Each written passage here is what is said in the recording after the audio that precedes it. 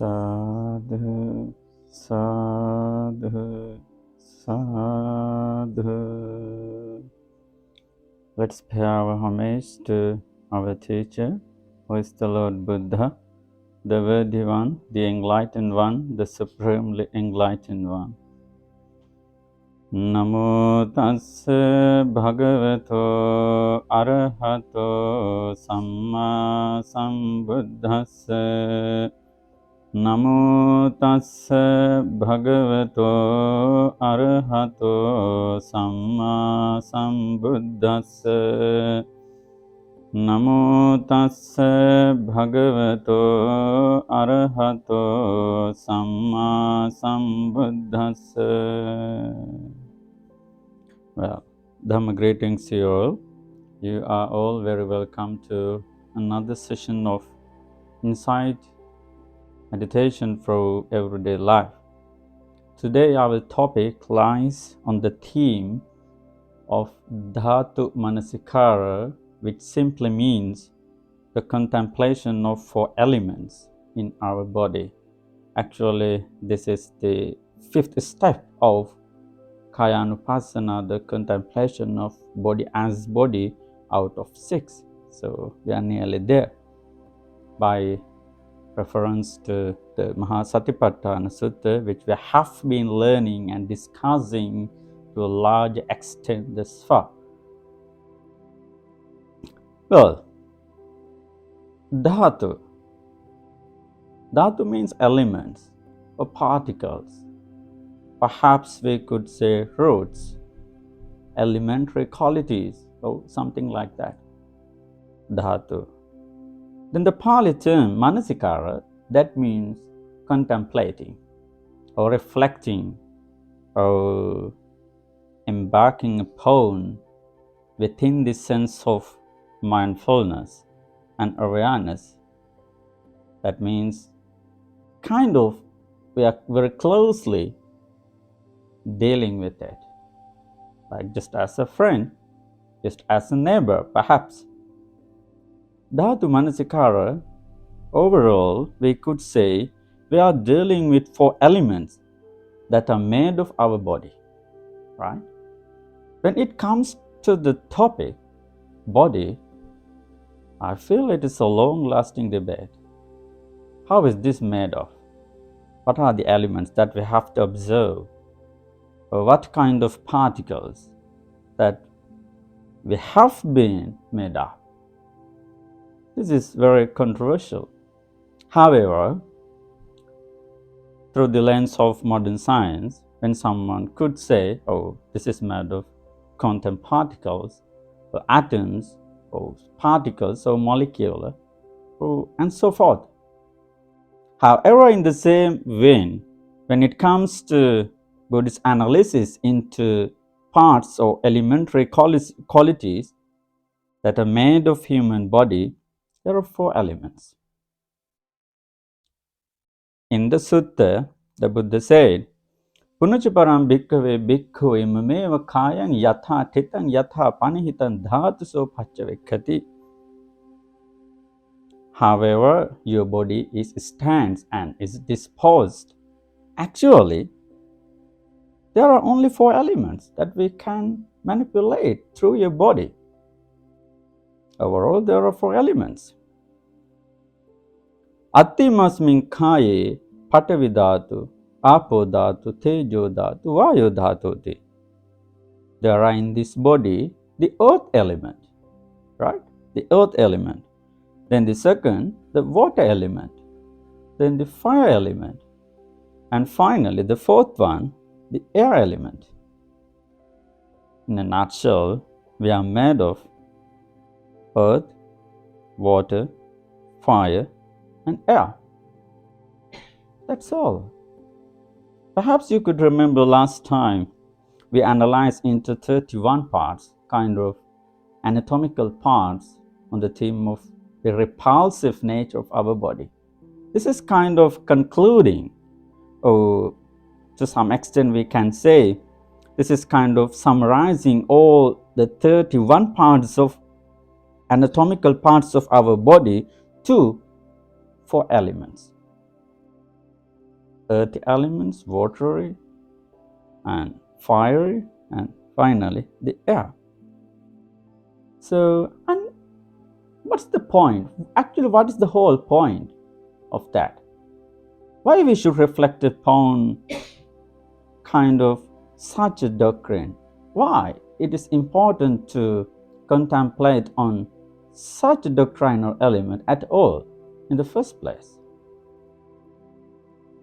You know, when we live in the society as a human being, that means as a social being, this is a very complex phenomenon. It turns out to be a complex phenomenon. Why? We are dealing with each other. We are not alone at all, right? We are always in contact with so many people, a vast array of qualities, personal traits, and so many. Everything is related to either wholesome or unwholesome faculties in our life. Then we strongly believe that, oh, there is a person, there is a piece of existence, right? There is the presence of self and soul. Perhaps someone believes in the eternal soul, eternal entity. However, when we delve into these four elements in our body, we cannot hang around that kind of stuff. We cannot take into account that eternal ideologies or very self-oriented arguments and attachments to ourselves. Why? Who is I? What is mine? Right? There is a nice simile or analogy that the Buddha used here. When we come into that analogy, this could be more clearer. What's the analogy? The Buddha said, Seyatapi bhikkhave gogatako gogatakante vasiva gaving vadhitva chatumahapate. Right? The Buddha said, just as if a skilled butcher or his assistant, having slaughtered a cow, then were to sit at a crossroad, right? Then with the carcass divided into portions, cutting it up into many pieces. Then where is cow? Then it turns into meat. When the cow cuts into pieces and pieces, there is no longer cow, but there is meat, right? So no one can eat cow, am I right? But some people can eat beef. Then what is the difference between beef and cow? On the basis of commentarial literature, this is the difference that's made through our cognition. That means sanya. Then how the cow is made of? Just accumulating those four elements, right?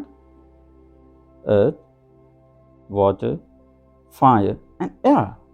But when we dissect these four elements clearly and distinctly, we cannot see a cow, but there are a sort of elements, sort of separate parts. So amongst those separate and distinct parts, we cannot grasp into anything at all called as a cow.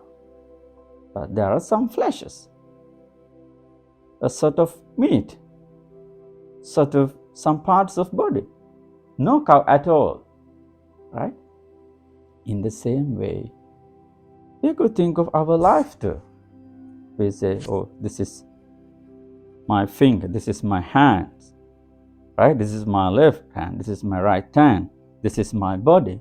But when we dissect or analyze into subtle parts of our body, we have to question ourselves, oh, where is I am? Who is mine? Who is I here? Herein there is no person called I, right? There is no part in my body as mine or I. Everything is collapsed to just four elements. How? When you come into your physical sensation, you can just feel your hardness and softness. That means your solidity. That is earth element. Patavi, then Apu, and also through your physical sensations, you can learn your dryness and wetness too in your body. Patavi, that Apu, then Tejo, your temperature. Actually, in line with environmental weather and climate change, you can also feel your bodily temperature as well. It is very sensitive. When it comes to Vayu, the air, your bodily motion, right? Your bodily motion, your blood circulation, your breathing mechanism, everything is related to your air. Then you can learn where your air is. But my problem is coming again. Where is I?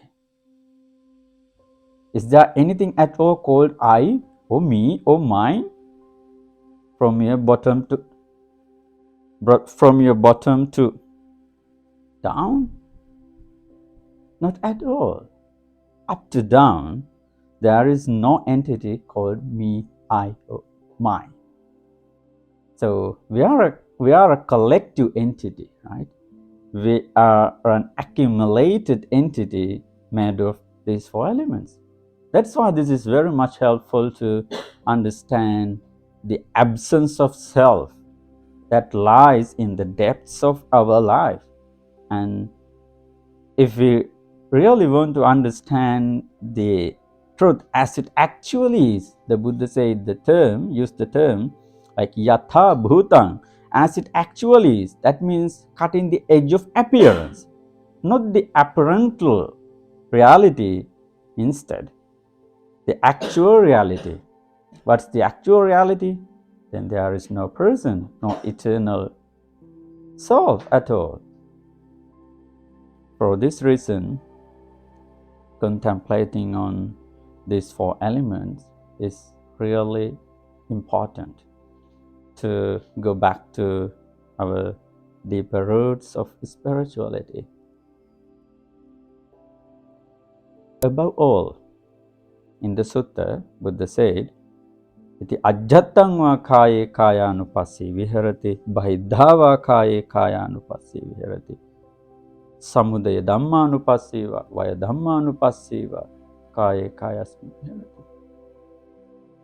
In terms of these four elements, we can examine not just only ourselves, others too, right?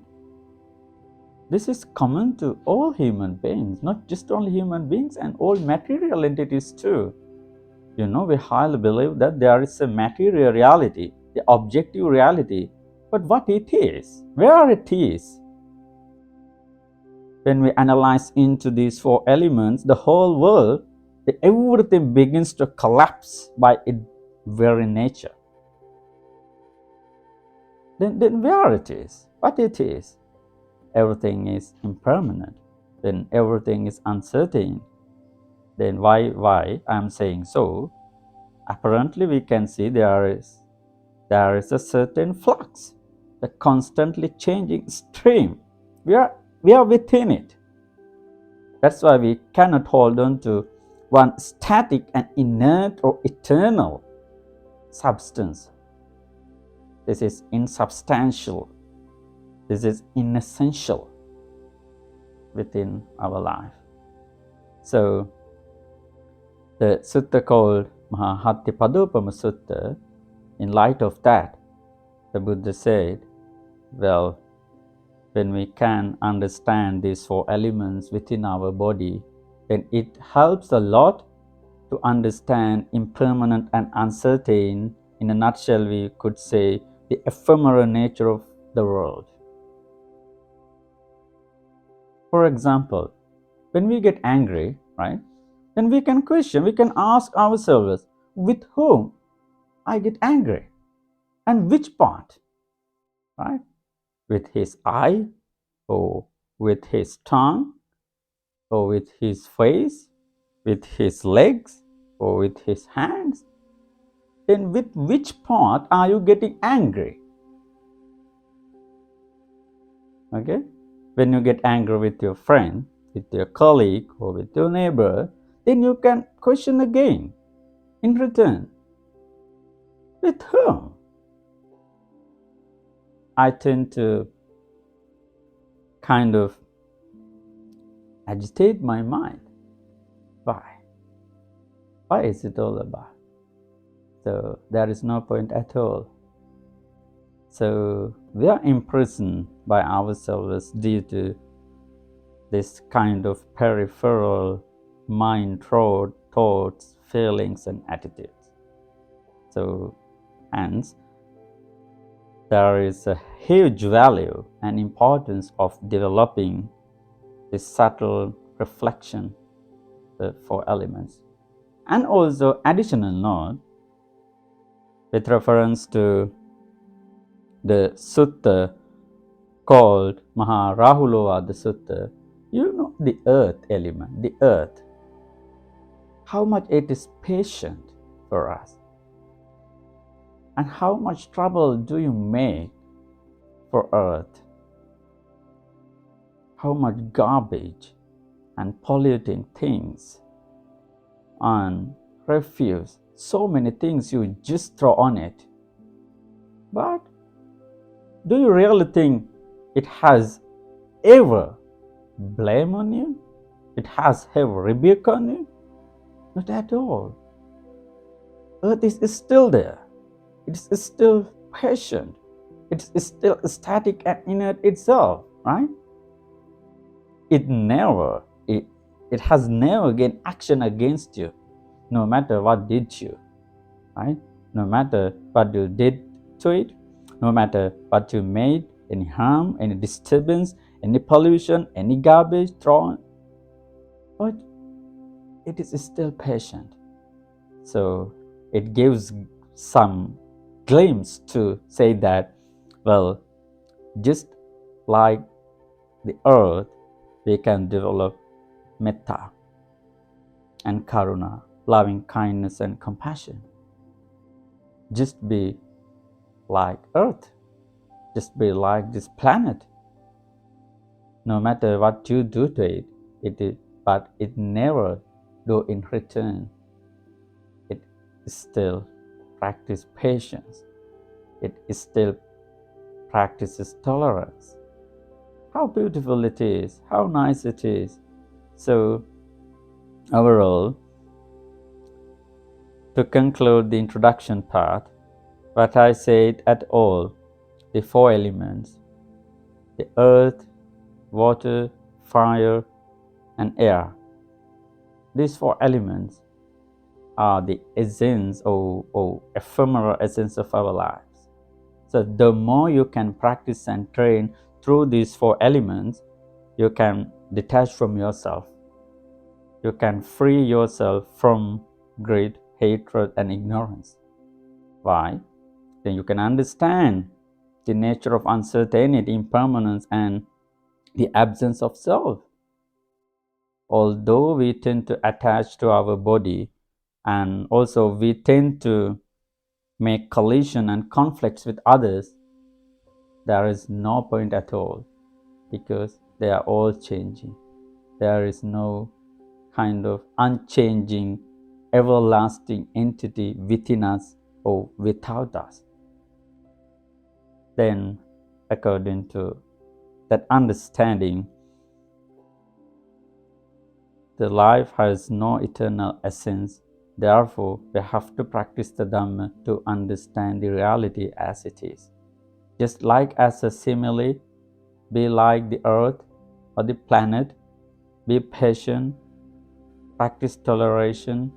So whoever makes harm, difficulties, and failures to you, it never goes against, it never takes action out of hatred, illusion, or ill will. So in the same way, we can practice patience instead of ill will, hatred, and animosity. So it makes a recipe for developing and sowing the seeds of compassion and loving kindness within us and beyond us throughout the whole world. Well, is that clear enough? Good. Very good. So now let's move on to our practice then. You may find yourself comfortable while keeping your body erect, your back straight. Today, sadly, we have some hustle and bustle around us, so just forget about it. We try to stay calm and peaceful as much as we can. Once you feel ready to go, you may slowly close your eyes. As usual, we will begin with our metta practice, which is the fountainhead of our training, the mindfulness training. The more you can be compassionate and loving towards yourself and others, it gives you plentiful space to develop your deeper roots of humanity.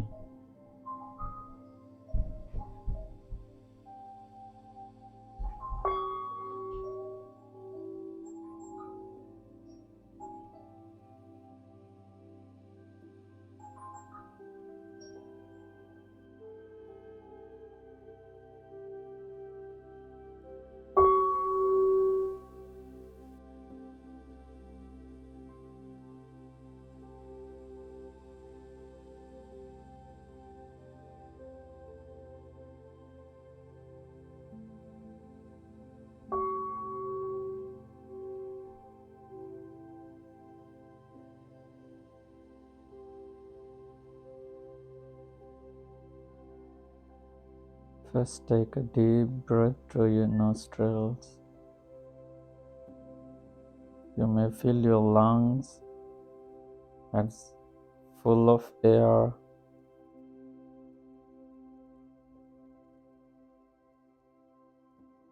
Once you are filled with air, you may slowly and gently release it.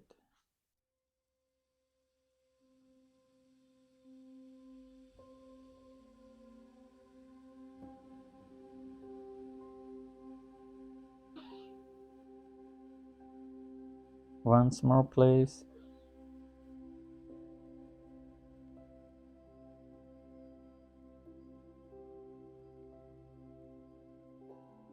Filling your lungs with full of air.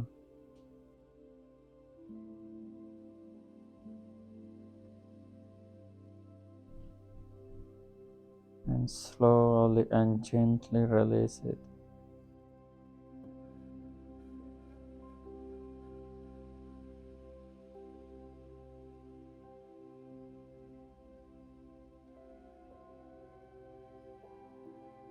Once more, please.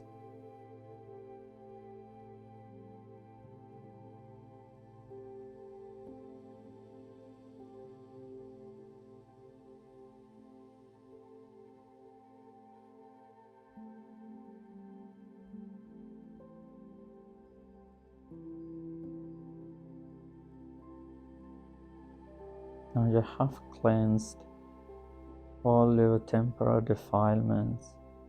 Now we slowly tethering to the stream of compassion and loving kindness.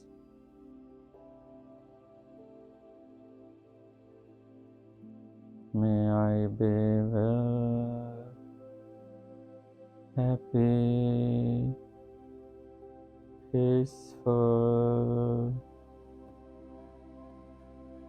and free from suffering.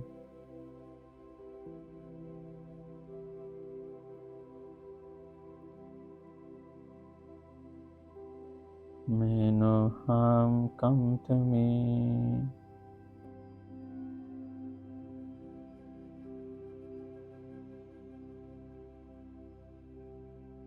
May I spiritual success.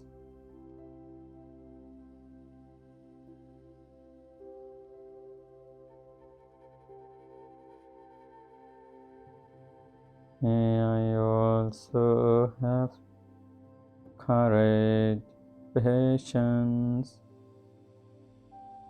understanding, and determination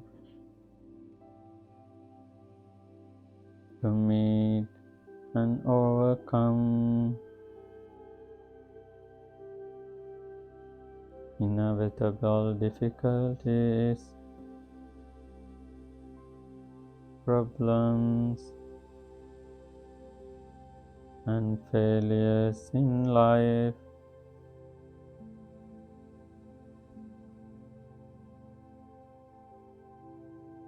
May I always arise above them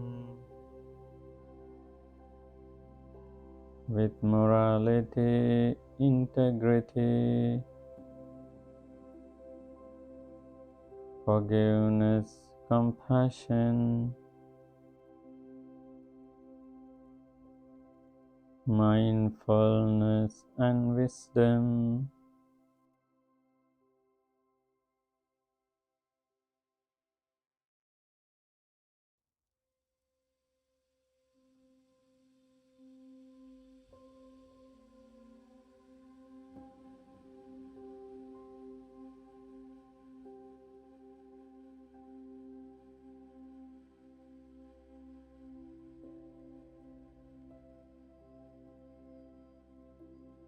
May my parents,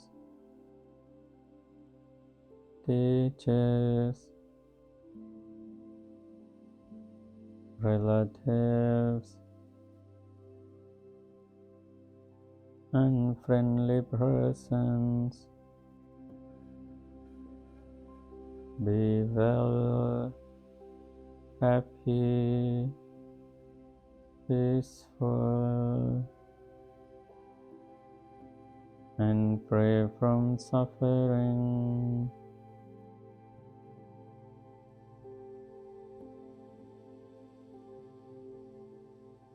May no harm come to them.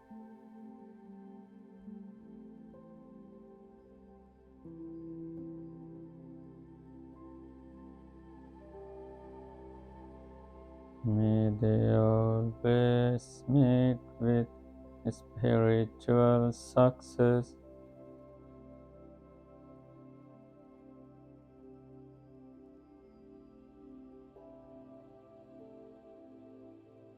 May they also have courage, patience, understanding, and determination to meet and overcome inevitable difficulties,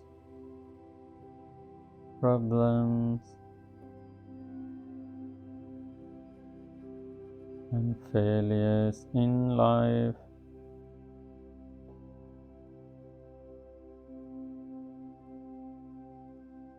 May they always arise above them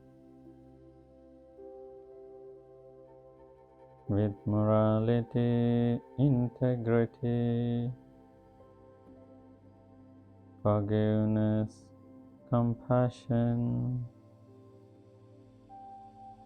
mindfulness, and wisdom.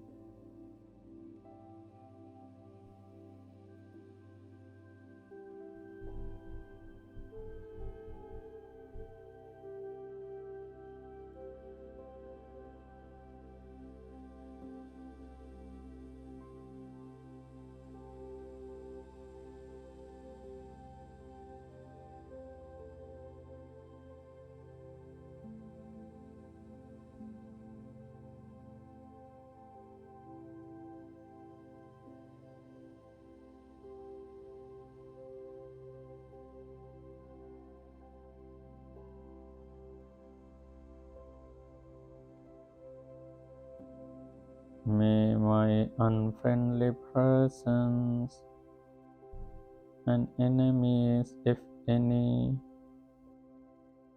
Be well, happy, peaceful, and free from suffering.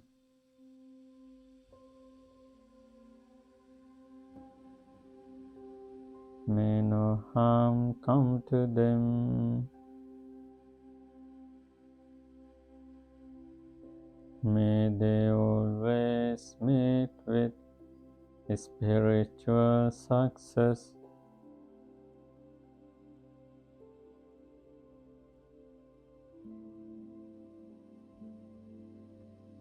May they also have courage, patience, understanding, and determination to meet and overcome inevitable difficulties, problems, and failures in life.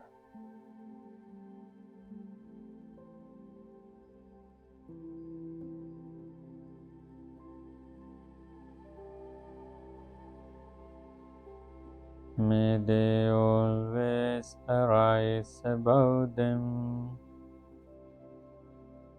with morality, integrity, forgiveness, compassion,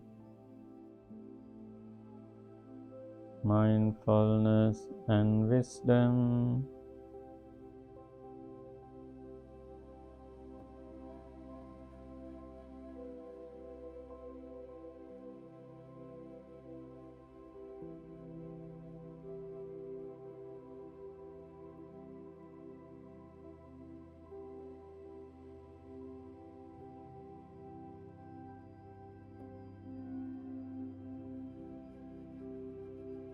May all sentient beings and non-sentient creatures on earth be well, happy, peaceful, and free from suffering.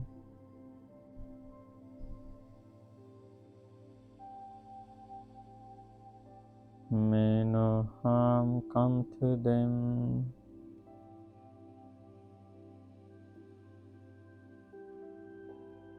May they always meet with spiritual success.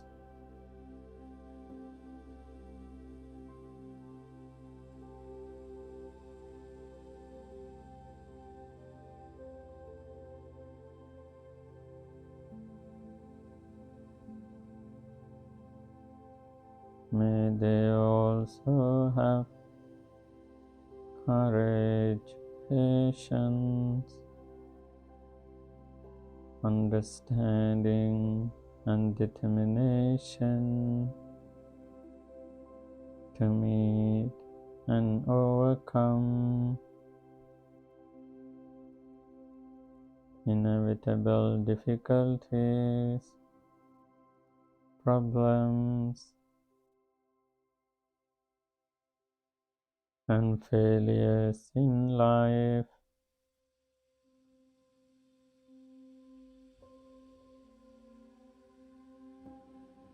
May they always arise above them with morality, integrity, forgiveness, compassion, mindfulness, and wisdom.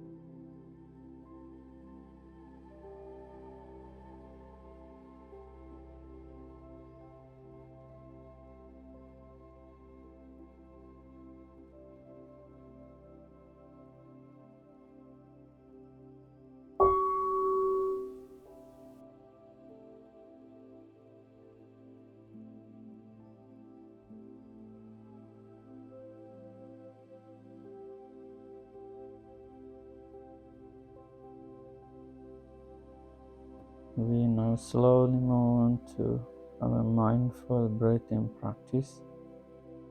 With the light of compassion and loving kindness, it makes us easier to contemplate on our breathing in and out system. You may now well spot how the breath comes into your body through your nostrils and how it changes just for a while and how it leaves away from your body.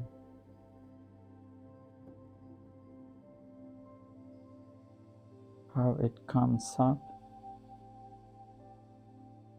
how it differs and changes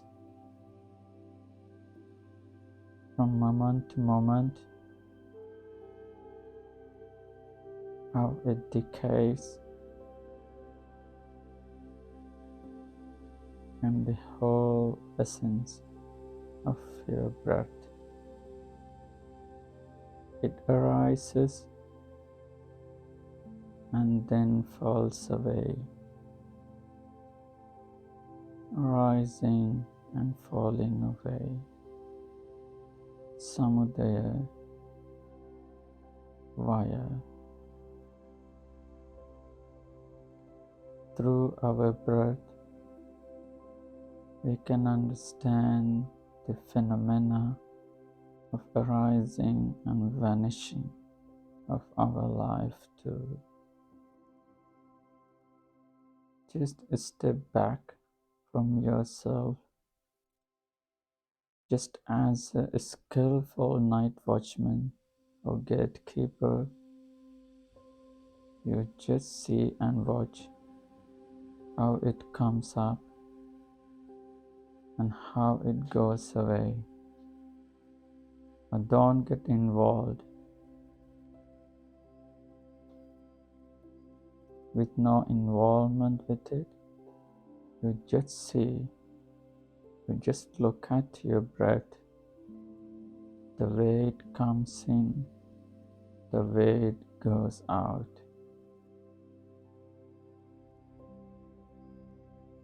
Less attachment to your breath.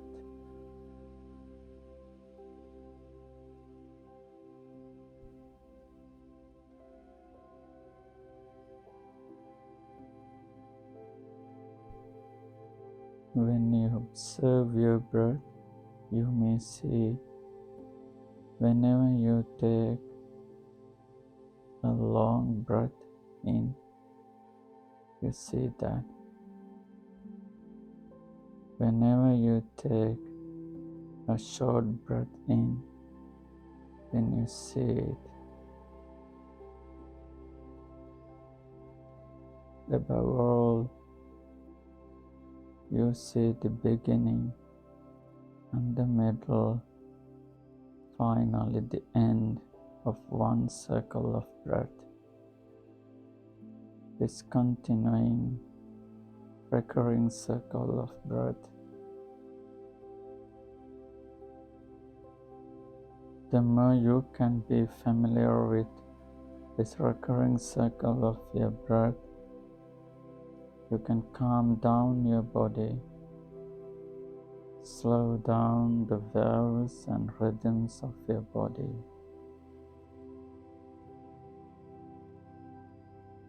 A single breath can make a huge change and make a paradigm shift within your spirituality.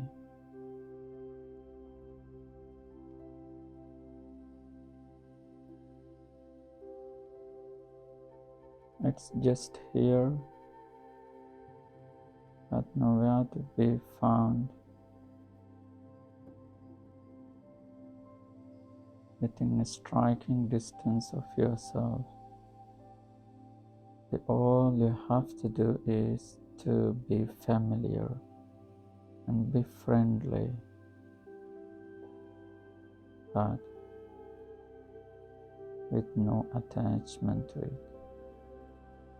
no involvement with it.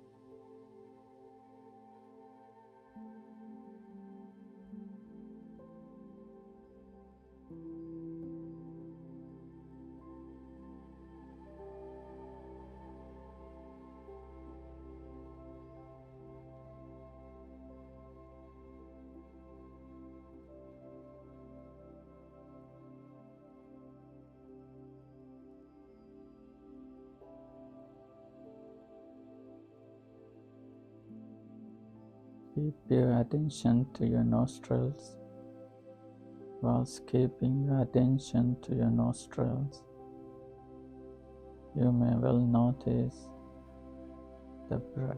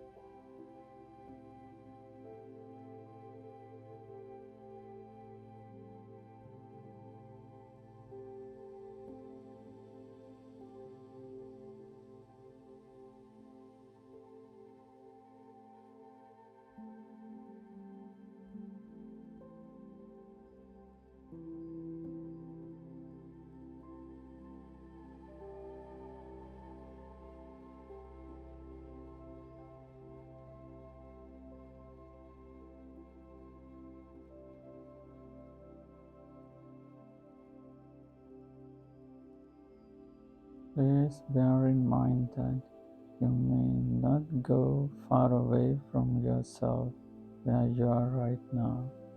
You're supposed to be here.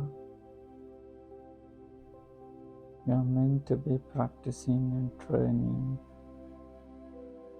through your breath.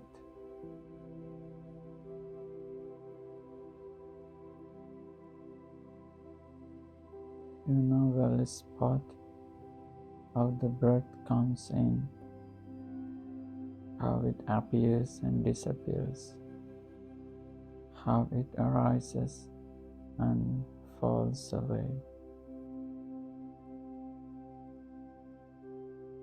Still, you may keep your step back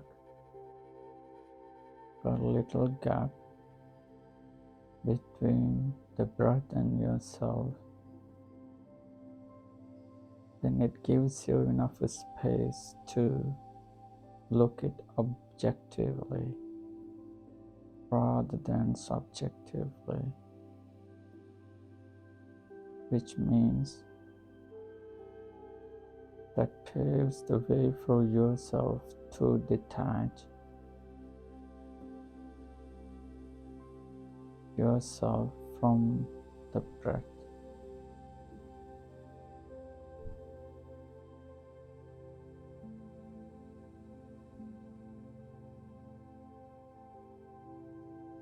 It makes you more closer to reality as it actually is.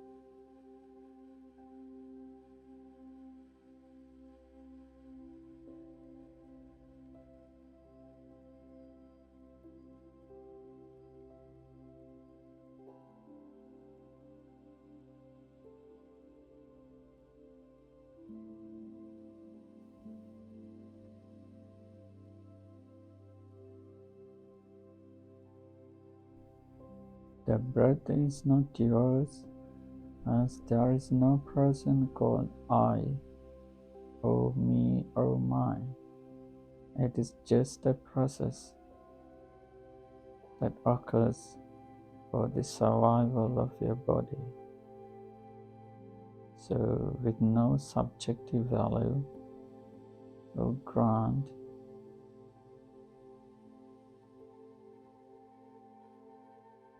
without any improvisation, you just see as it is. It is a continuing process. It is a recurring mechanism along with this fathom-long body.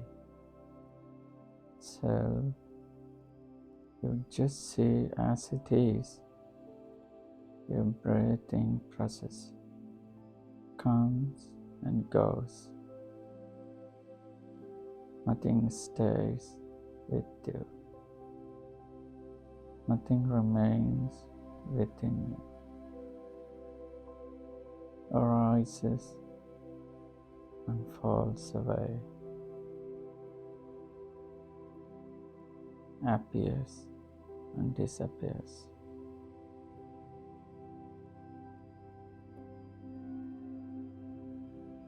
This nature of breath is ultimately common to everything and everyone that we cherish in our everyday life.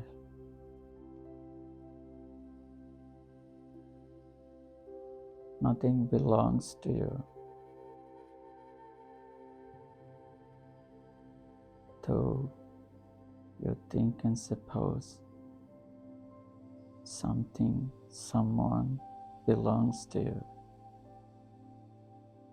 Alas, that causes suffering and sorrow. Even your breath doesn't belong to you because it comes in and goes out. You cannot hold on to it. Whenever you try to hold on to it, you may feel how difficult it is, how sorrowful it is. When you release it, you may feel how peaceful, how blissful it is. No resentment, no pain, stress and sorrow. The more you can release and disenchant and detach from yourself, that brings you a deeper sense of calm, peace, and serenity within you.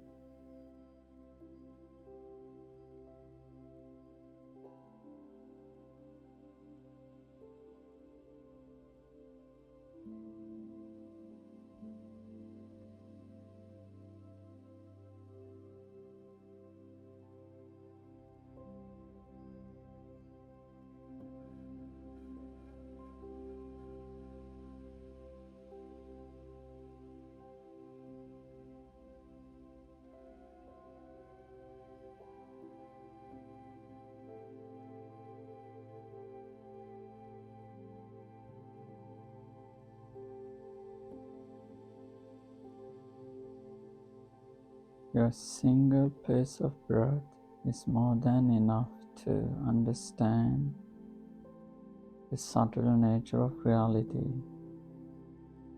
if you delve into it. The more you can see the nature of your breath, calmer and wiser you would become.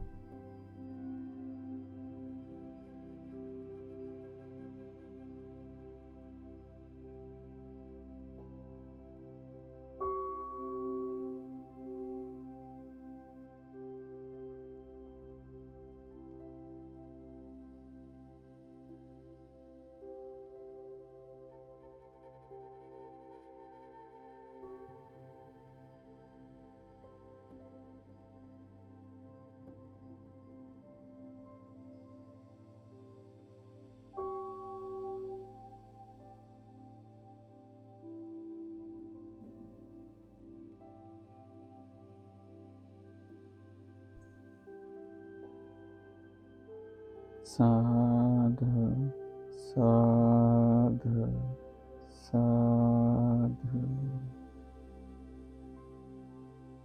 Yeah, thank you very much.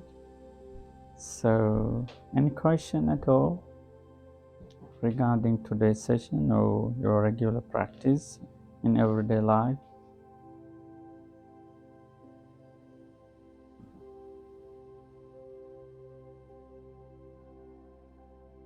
Yes. Personality.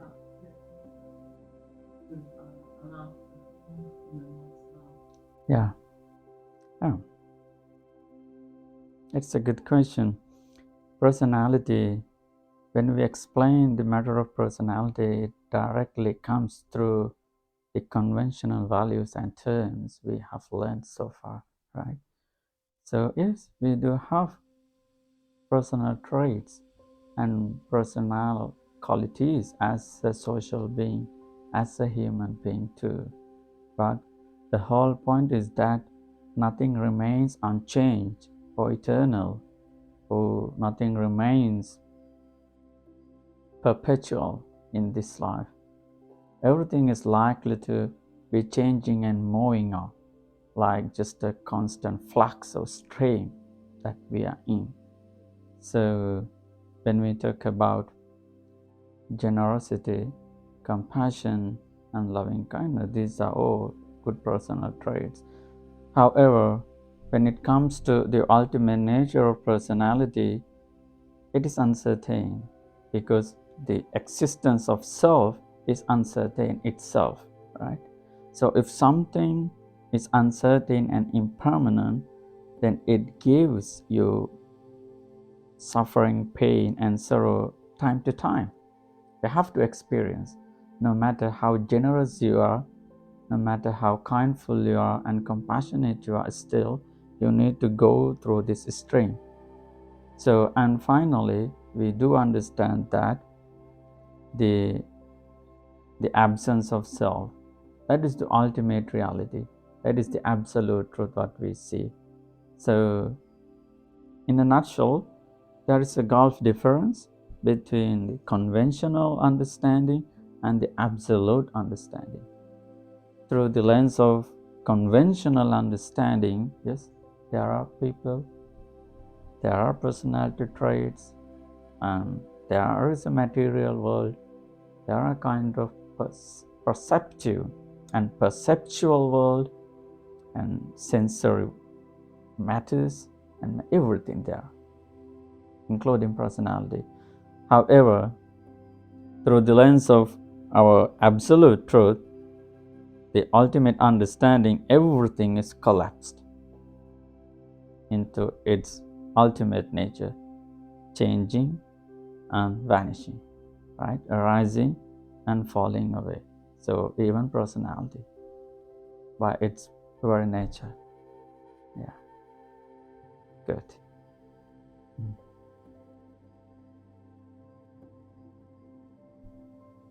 Well, so then today we discussed the four elements, the contemplation of four elements. So based on that, we do understand there is no eternal value in reality. So in our actual practice, we should put our effort to see that within our experience, right? It is an experiential learning rather than theoretical lesson that I teach you.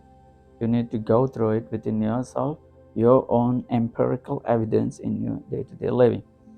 And the additional lesson, just as earth, right? Just try to be patient, no resentment, no complaint, and no worry, no cry, no sadness. It is very much wonderful. It accepts everything that comes to it. So in the same way, I would encourage you to accept your life how it is and how it comes to you, then go through it. So it helps developing your compassion and loving kindness. Why I am always stressing the components of compassion and loving kindness.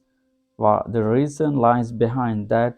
The more calmer and peaceful mind you have, it gives you ample wisdom and ample pathways to stay in a safer and healthy zone, right? To practice and train your Dhamma, your meditation with no agitation, with no harassment, with no any detrimental defilements at all.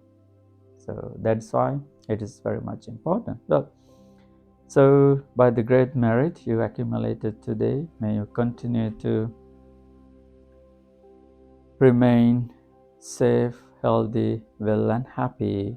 May you develop your practice, mindfulness meditation, through this lesson to the four elements of body, to contemplate your body as body, and ultimately by the merit of this meditation, may you all attain the supreme bliss of liberty or emancipation, what we call Nibbana.